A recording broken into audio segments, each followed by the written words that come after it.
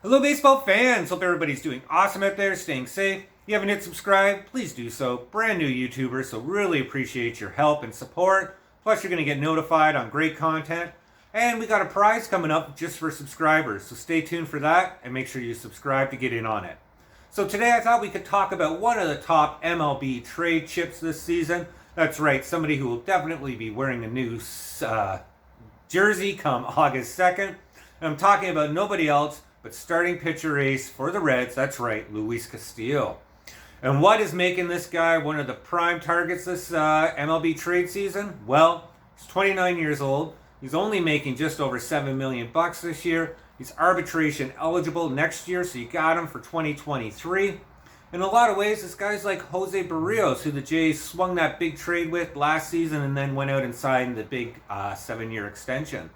So, why are teams going to be coveting Luis Castillo? It's that ERA. He is 4-4, but don't worry about that. He plays for the Reds, but he has a 2.86 ERA right now, 90 strikeouts, 28 walks, an impressive 1.07 whip. And if we get a little bit deeper right now, his strikeout rate is over 25%, 25.5, right up there. And even more impressive than that is how low his walk rate is right now at 8.4. One of the tops in all of MLB pitching.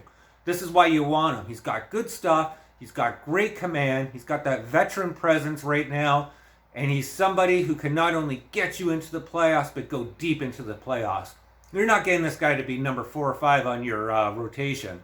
He's a 1-2 guy and somebody who could be a difference maker. And that's why there's going to be teams all over him. And who are some of these teams that are going to be looking at Luis Castillo? Going to definitely try to make a play for him? Well, you got my Toronto Blue Jays. We have the room. We have the financial ability. We got the prospects. But I think ultimately we're going to pivot over to Noah Syndergaard, who we've done more homework with, and leave Luis Castillo for other teams. And I think that goes with the Padres as well. They're going to be looking at him as well. But they're going to put their attention in the Juan Soto. I don't even think they're going to get him. So they're ultimately going to come short, and I could see them maybe swinging a deal with Oakland, and we'll talk about that in another vlog coming up. So it leaves 3 teams right now battling it out with Cincinnati, and the Reds are just waiting to see who gives them the sweetest deal. And the first team on that list is the Dodgers. Now the Dodgers, you might say, well, they're good enough. Do they have to make a play? Well, maybe they're a little bit worried about Walker Buehler, who's been suffering from injuries, although I think Walker's going to be back in for the postseason. Whether he'll be in form is another question, but hey, it's the Dodgers. They just keep adding players. They're a serious threat to win the World Series already. Add Luis Castillo on that, oh my God. Another team that's deep in the talks is the Seattle Mariners. And it could be just because the Mariners are connected. You got Trader Jerry as their GM. He's known for making big trades come MLB trade deadline. And this year, the Seattle Mariners have one of the top 3 farm systems in all of baseball. So they got the prospects to get this done. They got the financial ability, the space in their room. They're just over $150 million right now, so they can get big deals done. That's why I said I think they're going to actually go after Juan Soto, but certainly don't count out Luis Castillo. He's somebody who could be a difference maker for them. And boy, oh boy, teams like Tampa Bay, Toronto have to watch out because we already have Seattle nipping at our heels.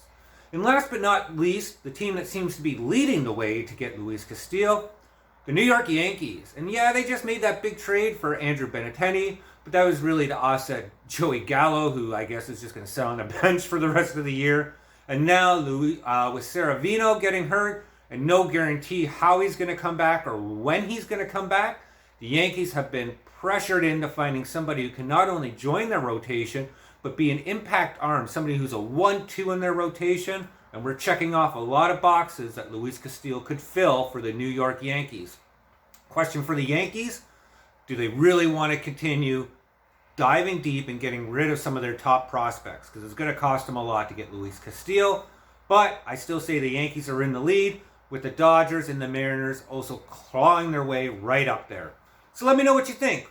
Where do you think Luis Castillo? Is it going to be somebody like the Twins, who I didn't mention? Padres, Blue Jays? Mariners, Dodgers, or the Yankees?